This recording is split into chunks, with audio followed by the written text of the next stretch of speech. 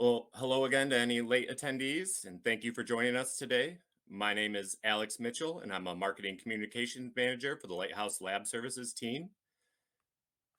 Today, we're going to be talking about how the CLIA lab market is evolving and exploring some recent trends in CLIA license data.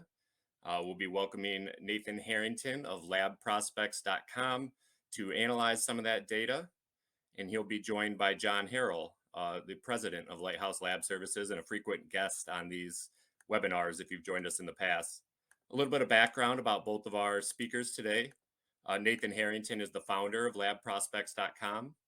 He has 25 years of experience in software startups, including building SaaS, industrial process control, and scientific instrumentation. He's currently the founder and VP of software engineering at labprospects.com. Nathan brings a variety of perspectives from his time at IBM developing massive customer management software, Wasatch Photonics developing software for Raman spectrometers and optical coherence tomography. Sorry, some of these words are a little new to me being on the marketing side of things, research systems, and now in the biotechnology tissue engineering space, helping build process control systems for lung and kidney research and development. So we want to say thanks again for Nathan for sharing his time and some of his data analysis with us today. And then we also have John Harrell, who I introduced up top. Like I said, those of you who joined us in the past will certainly recognize John as one of our frequent hosts and expert speakers for these events. John founded Lighthouse in 2003 as a lab recruiting and staffing firm, and he's been with us ever since as we've expanded our services over the past 20 plus years. He's often called on by various industry publications and panels to offer his expert commentary and insight into developments within the clinical lab community. And so we're really glad to have him with us here today to provide some context and business intelligence beyond the data we're going to be presenting.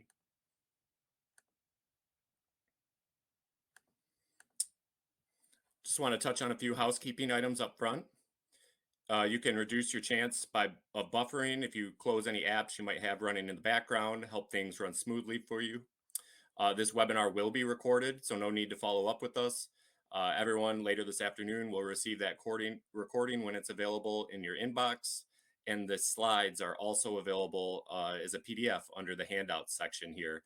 And we have a little bit more information about Lighthouse Lab Services there as well, and some offers you can explore in that section that we'll be presenting throughout this webinar. If you have questions, please, we want to keep this interactive. There's no need to wait until the end to ask us those questions. Go ahead and pop those in the Q&A box, and we'll address them as we have time. And we're also going to run a couple polls. Those are totally optional, just for engagement purposes, to help create some conversation around the data we're presenting. If you want to participate in those, feel free. And if not, you can just X out when those pop up on your screen. I'm going to turn things over to John to tell a little bit about Lighthouse. But first, before we do that, everybody should know that Lab Week is coming up in April. And every year we do try to celebrate Lab Week by offering a free sticker to the community, something that you can slap on a laptop, notebook, desk, just to highlight and remember the theme for the year. This year's theme from Barbie is "The Lab is Everything." So we got to play with some pink and get a nice pink highlight in that sticker. So if you'd like to request one, go ahead. You can click that form, fill it out later. It's a quick, simple form, and that way we'll be able to follow up with you ahead of Lab Week. And with that, I'm going to go ahead and turn things over to John. Thank you, Alex. Appreciate it.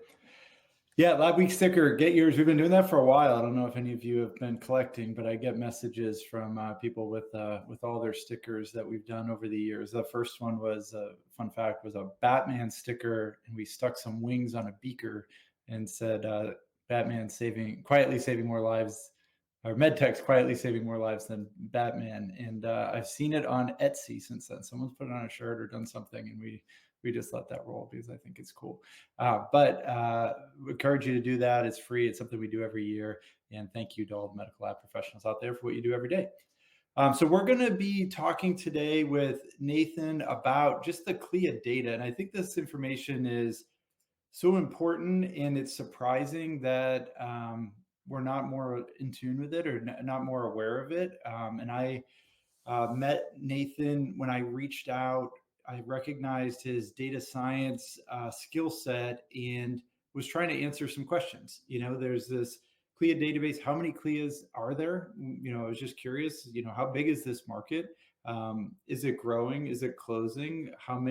Which type of CLIA is the most common? What is the testing menu that most of these groups are running?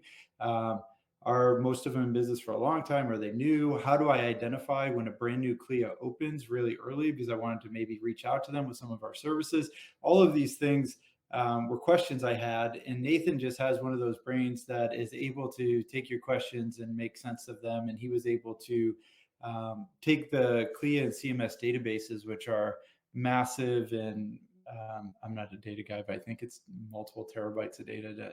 Nathan will maybe be able to correct me on that, but lots and lots of data, and carve it up into digestible chunks that make sense and slice it multiple different ways. So he did that project for us.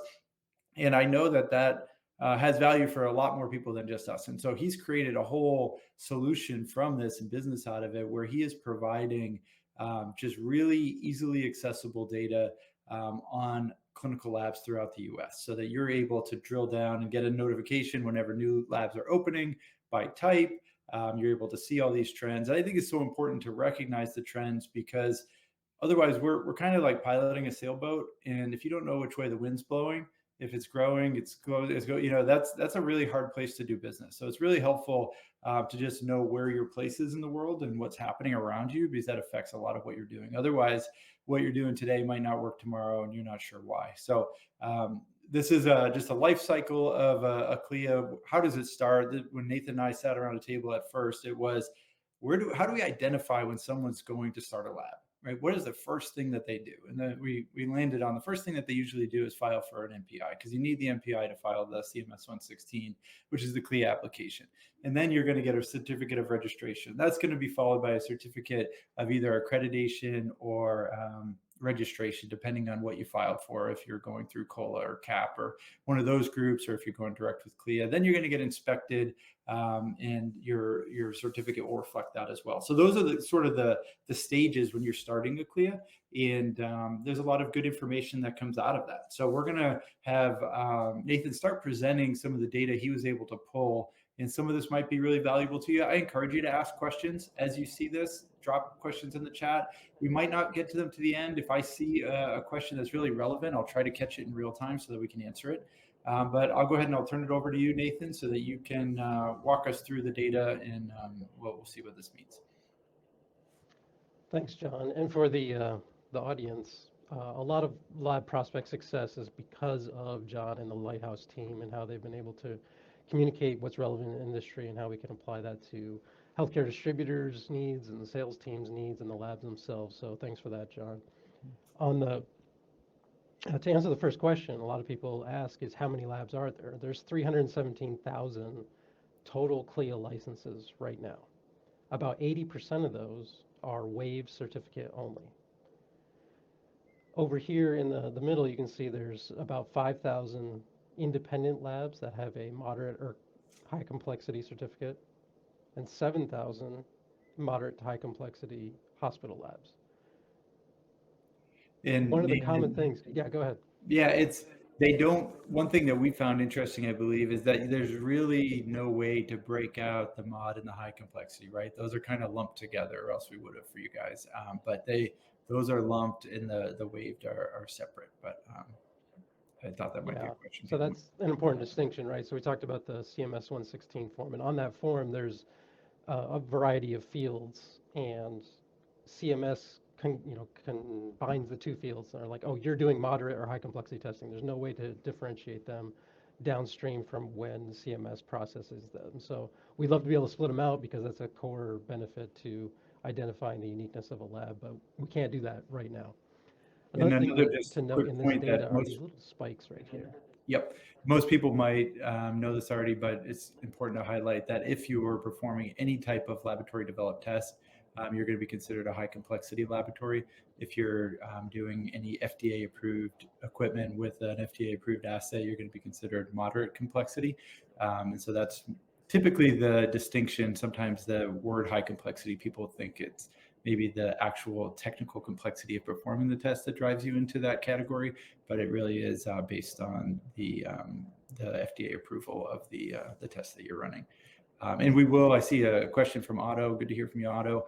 We will get into POLs. We have a slide on that coming up in a little bit. But Nathan, these spikes, we see these periodic spikes throughout. It looks like mostly on the closed side.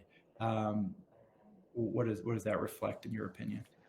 Yeah, so if you recall from the previous slide, it was the biennial survey. So every 2 years, a lab has to recertify, and if you just let your certificate expire, they're closed en masse. So that's what this represents. The labs that opened, started, and they just let their certificate expire, and CMS does their expiration action historically in September of every year. So as we go through the data and you see those regular spikes around September of every year, that's just a standard, hey, this lab doesn't exist anymore, they didn't refile their paperwork, and it's closed. Another thing to look out for in terms of spikes, there's, of course, the COVID open spike, and then right here is the secondary open spike. You're going to see that in a lot of different visualizations we have. And just quick, before we move on to that one, the very end part of this graph is certainly intriguing, and I don't want to ignore that. Yeah, this big giant spike is COVID related, pandemic related. And then we see sort of an inflection point where the two lines cross, and we start to see more labs closing than opening. And then towards the end of this, and this data goes to the end of 2023, right? Just want to make sure that people understand where this graph that's right. is starting. And that's probably the biggest takeaway from this graph, right? Is that for the first time, total lab closures have exceeded new lab openings. In all of the past 15 years of data visualized on this graph and everything we've recorded since 1988, there is no time where those graphs cross except for right now. And I think it's important to provide the context that the pandemic is in there, right? And so, yes, there's more labs closing than opening right now. However, in the preceding couple of years, there was so many more labs opening than ever that we're starting to see those kind of close down and flush through the system. Do you feel there's more labs in total that are active and open now than there were before the pandemic? Are we able to determine that? Yes, absolutely. So when John and I first started this, it was 2019, late 2018, 2019, and we were in the 200,000s. And even after all these closures, as you can see, we're still well over 300,000 labs. So it's not all doomsday. So that end of that graph looks like people are ready to probably get out of the industry. But no, there's still more labs now than there was before. We're just really seeing that massive surge of labs that started up in the pandemic hit their close now. Yeah, so one of the questions was, can we break this out specifically by physician-operated labs? So the next set of visualizations we have for everyone are the lab industry trends by facility. CMS specifies 29 different facility types. These are things like independent lab, hospital, prisons, schools, and POL labs. So if you look at this first chart here, we found that there are 5 primary groupings that are most helpful. Well, 6, right? So it's hospitals and all the others because they have a relatively small amount of labs, and then independent, physician-owned, which is the yellow graph here, or the yellow line trace here, pharmacy labs, assisted livings, and schools.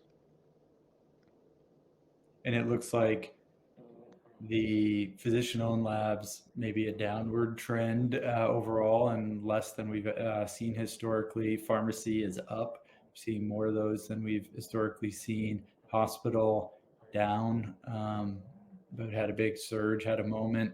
And schools, I think everyone would have predicted are not in the long-term lab business. But is there any other key takeaways from this? Now, we'll have some other visualizations later that show the individual components and make it easier to see some of the conclusions we've drawn.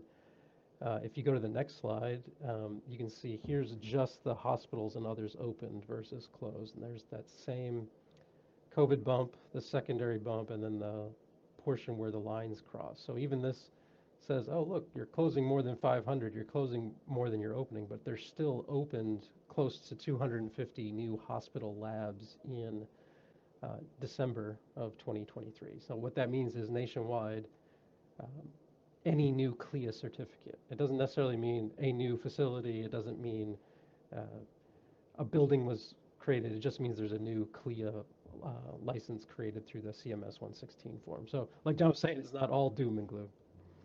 And I think this tracks with sort of what I would expect, where we're seeing a market trend towards hospitals consolidating the centralizing of laboratories amongst hospitals as they're become part of bigger health systems.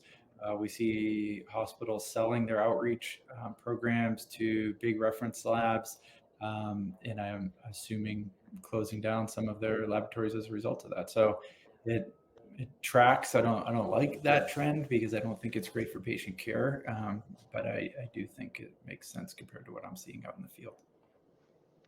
So there's hospital facility types. This next slide shows the independent facility type. And for clarification, independent is a check mark that you put on the CMS 116 form. It doesn't necessarily mean anything about its separation in a business context. It's just, well, we're an independent lab is what you write on your CMS 116 form, as opposed to a blood bank or a school lab or a tissue repository.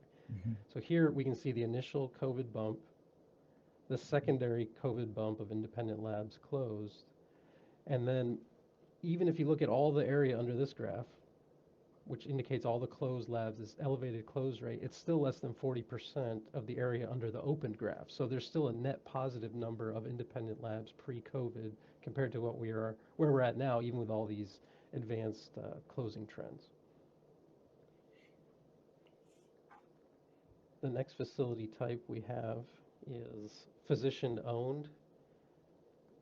The close rate has stayed relatively constant. I would say at least it has a familiar trend, Mm-hmm. but the relative open rate has dropped down significantly for physician-owned labs. Yeah, I think This is that still showing 181 new physician-operated labs open in December of last year, but that's a record low by 50%. mhm. I think this reflects a little bit of reimbursement challenges.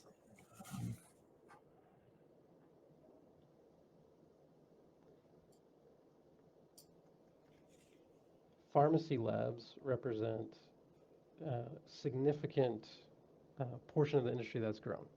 And although the close rate is elevated compared to its historical baseline, there are still many more COVID labs compared to or pharmacy labs compared to the pre-COVID numbers. So as you can see, here's that initial bump of new pharmacy labs, the secondary bump, and then the close rate is elevated compared to the history, but there's still way more pharmacy labs than ever, which may be representative of a variety of different testing trends or business realities.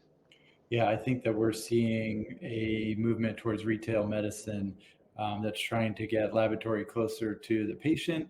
We're seeing minute clinics. We already saw like a lot of medicine being practiced inside of pharmacies, and I think the natural outpouring of that is for laboratory testing to occur there. A lot of groups working on trying to get testing into the laboratory, at least at a lower, maybe a waived level, if not at a mod complexity. I know some groups that are working on bringing moderate complexity testing into pharmacies and putting phlebotomists into them. So there's certainly a trend there. The trend continues with assisted living facilities. So maybe you want to focus your efforts on parts of the industry where you know there's wind in the sails still left. As John said, you can kind of get an idea of where the industry is going if you look at the total number of assisted living facilities still open along with pharmacy. Contrast that to this next slide, which shows schools, which is almost certainly a losing proposition at this point. There's very little tailwind to push you along if you're trying to develop new business within a school partnership. No fish in that pond.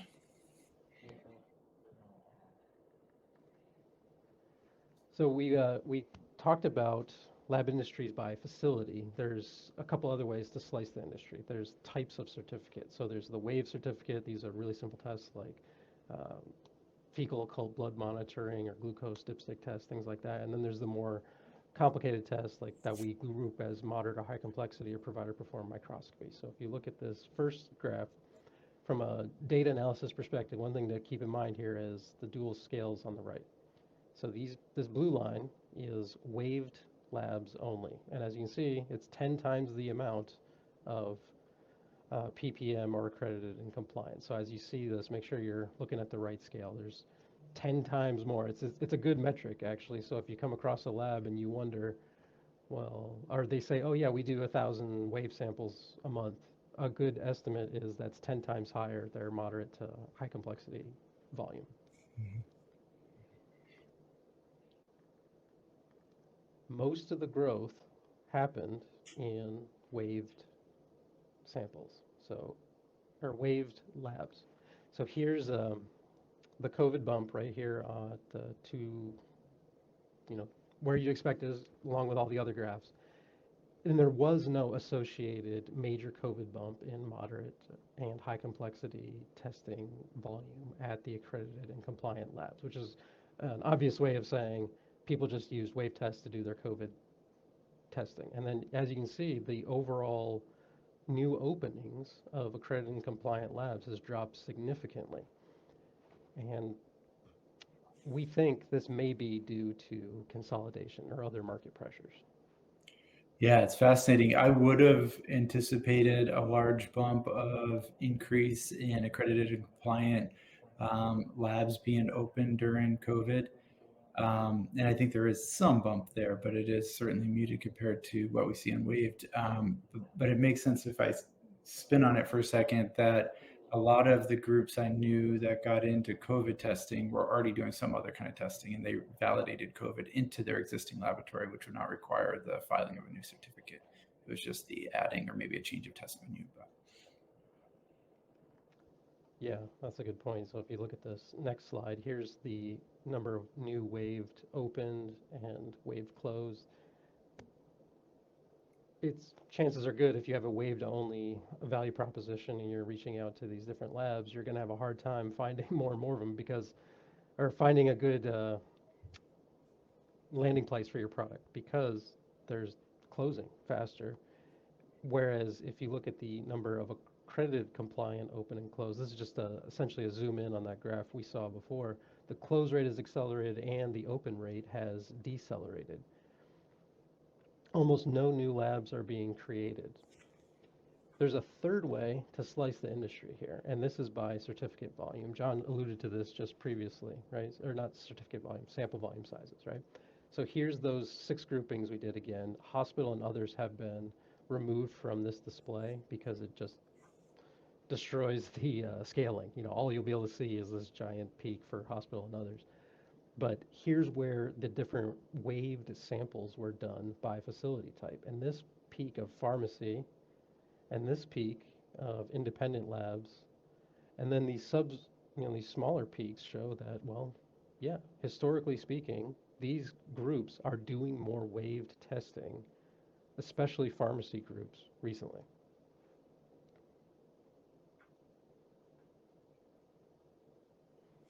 And then this is in contrast to the moderate and high complexity volume, which stays relatively the same according, throughout COVID. So what you're seeing here is a common pattern of how sample volumes are processed and reported to CMS. So these giant spikes, this is the consistent pattern, but what you're not seeing is like a steady growth or a spike according to COVID. You're seeing, well, we didn't do moderate and high complexity testing that made an impact on our overall sample volume at the accredited and compliant level when COVID came in. Over 100 or 11.5 billion tests were done last year, reported to CMS. 13% of all of those tests were waived. 17% of all tests were in compliant labs certified by the state or other government agencies, and 68% of all tests done were in accredited labs. which is going to be mod or high complexity testing. Yep. Yeah, that's right.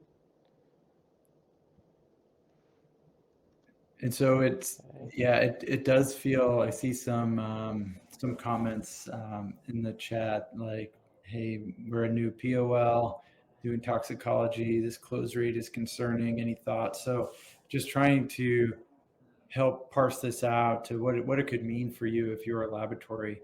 I would say the if your business case is strong, say like for a POL, you have the sample volume you need to be profitable. I think that other labs closing is probably not a bad thing for you at all, maybe even potentially a good thing, right? So if the other physicians are not able to provide testing in office, you're able to quicker, with a more robust menu, whatever it is. I think that's a positive thing. So I don't think that those external forces outside your walls would affect you as a POL. Yours is going to be very much based on the sample volume of your practice, and I wouldn't concern myself.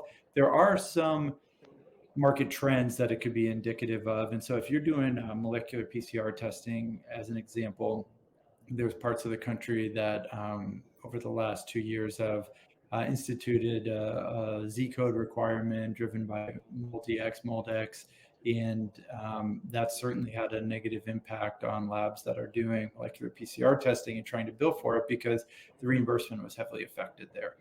So what you're seeing is some of that too. When there's reimbursement trend changes, they cut billing codes, policy changes, those things can certainly affect on a macro level. And I think we see some of those macro level changes, but nothing major in terms of reimbursement that I'm aware of besides what we've known for the last few years.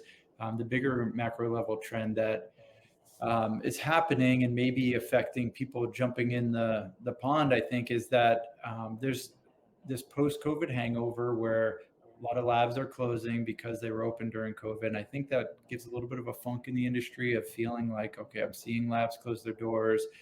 Do I really want to invest in growth at this stage, even if maybe you are feeling like you could? And so thinking that through, there's also this FDA issue that's happening right now, which has certainly introduced a level of uncertainty. And I'll go ahead and I'll push this offer right now just because I think it's probably helpful for everybody. So to catch you guys up, if you're not aware, most of you probably are, the FDA has signaled that they would like to regulate or oversee. They proposed a rule that they have the authority to oversee laboratory developed tests, and that there would need to be a 510K approval from the FDA in order to run an LDT. This is similar to the Valid Act that had been out there before, but on steroids. There's no grandfathering. There's a really heavy-handed way to approach this.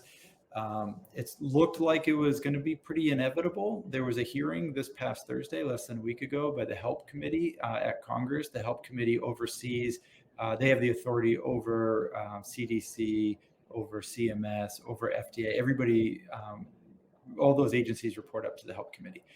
Help Committee held a hearing on LDTs on Thursday, and I would say 85% of the people there, whether expert witnesses or the actual representatives, seem to be pretty negative on the FDA taking this step.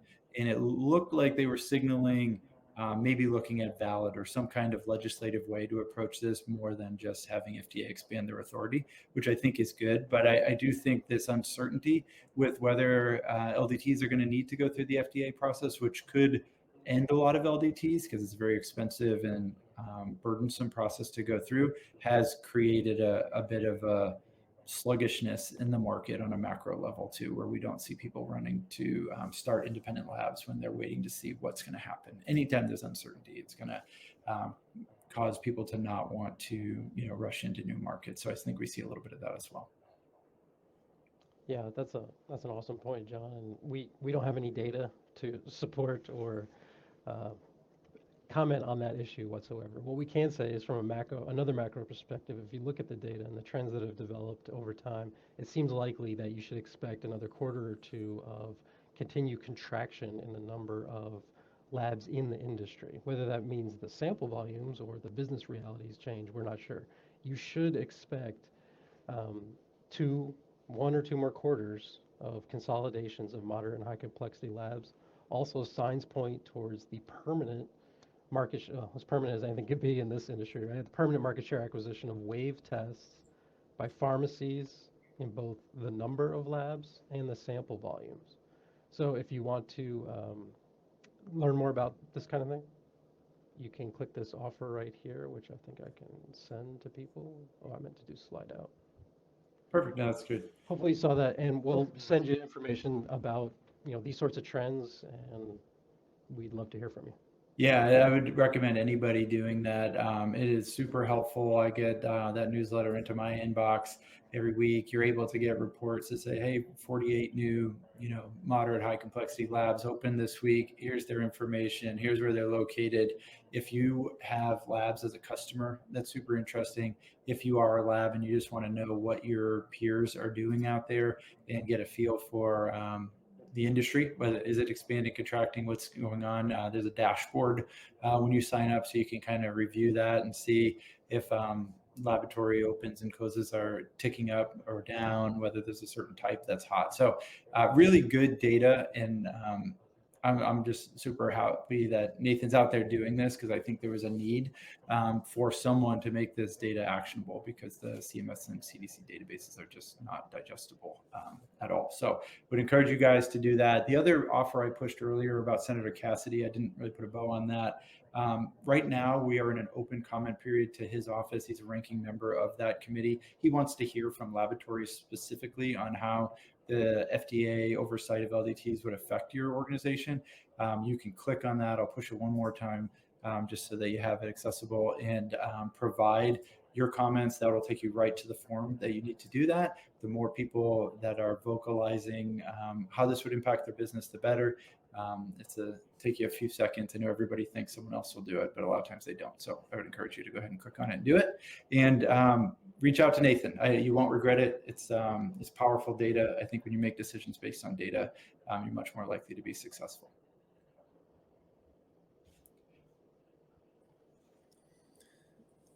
And there's Nathan's information if you want to reach out to him directly. Checking out the labprospects.com website is another great thing to do. I think there's tons of good information on there.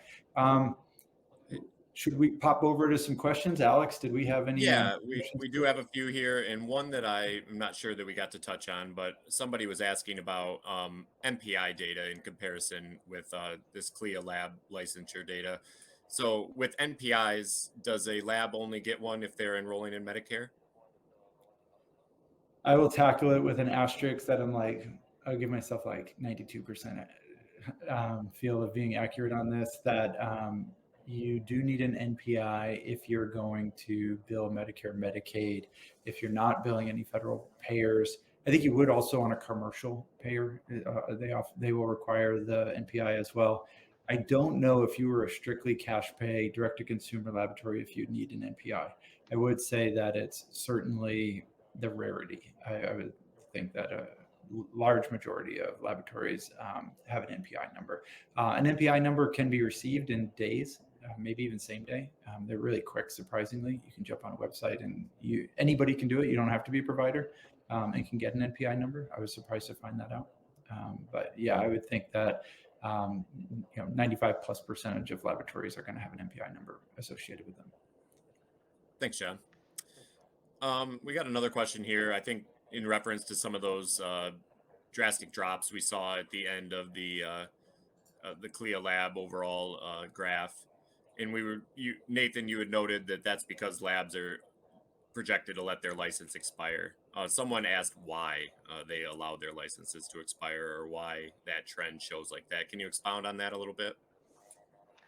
Yeah, an example of that would be some of our customers are laboratory analyzer refurbishers, and they don't want to know when a new lab opens. They want to know when a new lab closes, because then they can reach out and they can offer to help them recoup some of their asset investment around the instrumentation. The labs themselves will let their certificate expire, or they'll close their lab. They need to stay open for 90 days to make sure they're still active in Medicare and have their can be reimbursed, and they can still process paperwork and things like that. So it's people getting out of the business, right? That's the vast majority of it. We do track another database that includes what are called deficiencies and registries. I think it's the registry. And those include things like proficiency failures, labs that are closed because of fraud, lab directors that have various bad acting aspects, like Theranos is in that list, for example. And those are a tiny fraction of what's going on. Almost everyone just lets their lab certificate expire to get out of the industry. Right. And just to hammer that home, that if you were no longer thinking of being in the industry, leaving your CLIA active costs money, right? And so once you've decided that you're not in anymore, you're not going to pay those fees and keep it open. You're going to just let it lag. You can also expire for not running a sample. So if you opened up a laboratory and said someday I'm going to launch a test, and then you never got to the point of hiring a sales force, getting samples in the door, and processing, your CLIA certificate will expire based on lack of activity. So that's another way that they will close down your laboratory. Thanks, guys. Got another one here. I think we may have touched on this, but just to reiterate, Nathan, does this data have the ability to quantify the number of CLIA labs that are part of a larger lab or have common ownership? Yeah, that's a great question. And I think the answer is directionally. So if the lab director fills out on the CMS 116 form, the other labs they're affiliated with, I think they can have up to 5 different labs with the same part-time laboratory director, then yes, the data will show you, oh, this lab has these affiliates, or um, however the person who filled out the CMS 116 form wanted to interpret that question. It doesn't have something like Definitive Healthcare has about the integrated delivery networks, the IDNs, about hospitals and which POL is associated with the hospital, that sort of thing. It's not that deep yet. I would say there's ways to get to that answer, and I'm constantly throwing Nathan custom questions or projects, and he is typically available to be engaged for some services if you had like a really specific need. And I know that from the database we could see by company name those CLIA. So like when we pull Quest or LabCorp, you can see every CLIA that LabCorp has, every CLIA that Quest has. And so you can, by common organization name, see the CLIAs and how many are associated with different companies. Thanks, guys. I think we got one final question here, John. Somebody specifically asking, what's the direct impact that you think Moldex is having on, closures of POLs? And I'm not sure we can put a percentage on it, but could you maybe just talk a little bit more about what you're seeing with Moldex and some of the business decisions it's driving? Sure. Yeah, certainly a wet blanket on infectious disease PCR testing, but I think people are finding a way to have viable solutions there. And so big panels are not the answer. I think that was a lot of groups' plan post pandemic, was to pivot because they said, I've got PCR instrumentation, I can revalidate and run infectious disease testing of some type, and my staff already knows how to do it, and so I'm set up to pivot out of COVID into infectious disease. That was a lot of people's plan. It's not a bad plan. The government had a different plan, and I think saw that tide of testing coming through as a result of that, and so have made it really difficult to get paid on big, large panels. However, you still can make money and be paid for running smaller panels, which are clinically appropriate, right? So if you're looking at less than 5 pathogen targets, there's still business there. That testing is needed, is viable. It reimburses in a positive direction if you have enough sample volume. I think we did also see that there was a failure to pivot the business more so than just reimbursement. I think reimbursement gets blamed for most of it, but a lot of COVID testing laboratories that tried to make that pivot also did not have a sales force or client base that was traditional healthcare, right? They were doing testing for schools and they were doing testing for employers and things that don't translate really well, right? They didn't have relationships established with physicians in order to pivot into other types of testing. So I think that was a reason for failure as well. Well, thank you, John. I think we're going to go ahead and wrap things up after that Q&A, give you back some of your lunch break here. One final time, if there's anything that we didn't get a chance to touch on, please follow up with Nathan. Like John said, there's lots of ways that he can slice this data and work on special projects to help you come to the answer you're looking for. And we really appreciate his time today and all the great trends he helped us unpack. I want to say thank you again to everyone for joining us. And like I said, that recording will be available later this afternoon. and be sure to grab a copy of the slides if you want to take those with you. Thanks again, guys. Thanks, Nathan. Thanks, everybody, for joining.